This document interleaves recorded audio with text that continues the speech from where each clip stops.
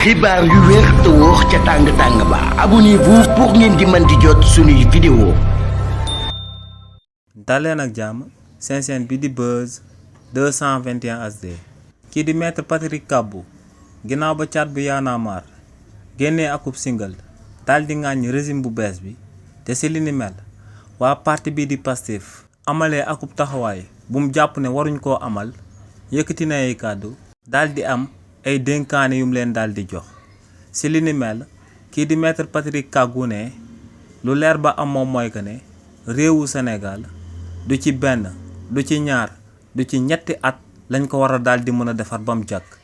ndax ne depuis 1960 lañ tàmbale di yàq réew mi donc ne régime yu nekkoon ci bopp réew mi mënuñoo yàq réewu Sénégal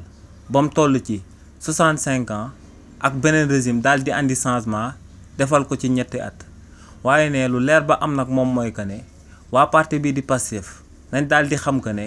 sëgëm du benn at du ñaari at du ñetti at lañ war a daal di defar réewu Sénégal nañ daal di nangu ay critiques yi nga xam ne day bàyyeekoo ci askan wi ne bu fekkee ne akub critique la boo xam ne lu ko tax a jóg moom mooy pour daal di yàq nee nañ jël critique boobee daal di koy sànni ci mbalit mi waaye ne bu fekkee ne akub critique bu objectif la si bi nga xam ne ku koy wax da koo wax ngir daal di leen di gindi bu fekkee ne dañoo daal di wàcc yoon nee nañ daal di jël critique boobee daal di koy jàngat ba noppi daal di koy boole seen yoon mu daal di leen di jëriñ. ne moom li ni mel la daal di jàpp que ne waa parti bii di Pastef moom lañu war a daal di am comme taxawaay jëmale ko